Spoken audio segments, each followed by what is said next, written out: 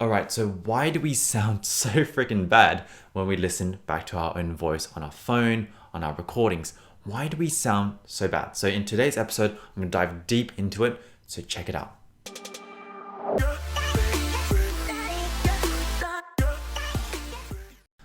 Okay, hey everyone, welcome back to Singing Simply. My name is Ivan. I'm a voice teacher based in Australia, and I'm on a mission to show that anyone can learn to sing.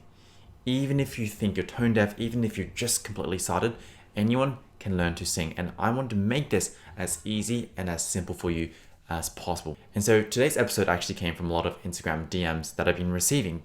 And the question is somewhere along the lines of, why do I hate the sound of my own voice? Why does my tone sound so bad when I listen to it, right? And I wanted to dive deep into that. So first of all, I just want to let you know, you are not alone. When you're first starting off, it's very, very, very normal to dislike the sound of your own voice. So I remember the very first time when I recorded my voice, I still had this little kind of sliding phone. So the phones where you've got the buttons and you've got the screen that slides up. And I recorded myself. And I at the time, I still thought, oh man, like I think I've got a pretty good voice. I can sound pretty well when I sing.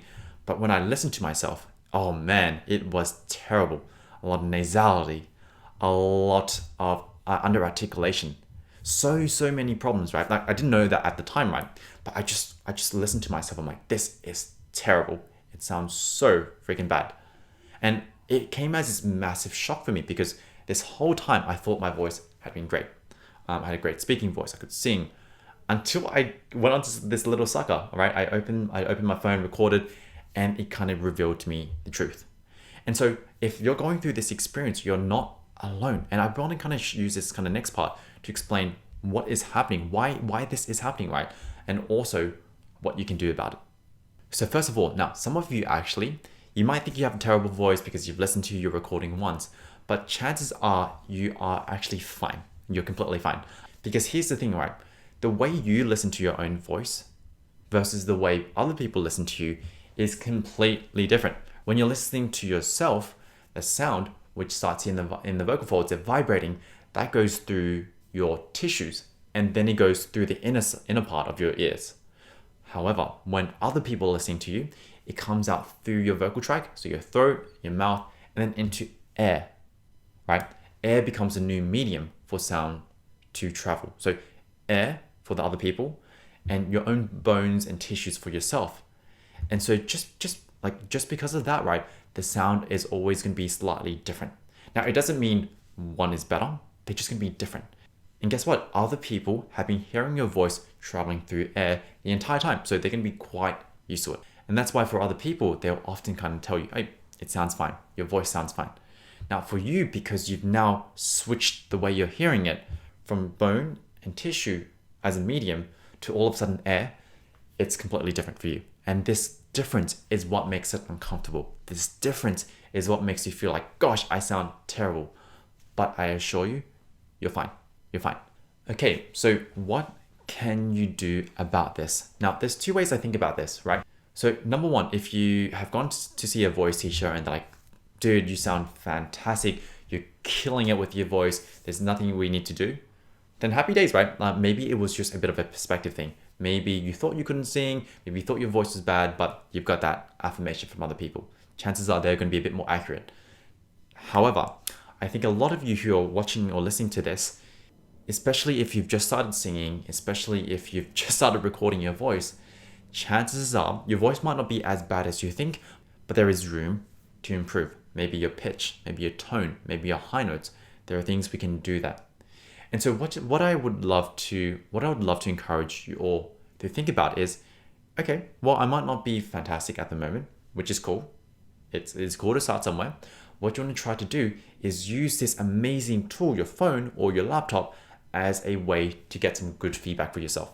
And so number one, see if you can record yourself more. There's going to be a tiny bit of a discomfort, a tiny bit of, oh my gosh, I really can't get past the sound of my own voice, which is fine. See if you can go through and just record yourself more and listen back to it. Now, as you're doing this, the second thing I want you to start doing is see if you can start asking yourself the right questions. Because sometimes when we are listening back to our voice, our inner kind of negative Nancy comes out. We start to go, oh man, like that's terrible, my pitch is bad, my voice sounds really nasal, all this kind of negative comment. But I want you to try this. I want you to see if you can build some constructive questions. So the next time you record yourself, I want you to try this.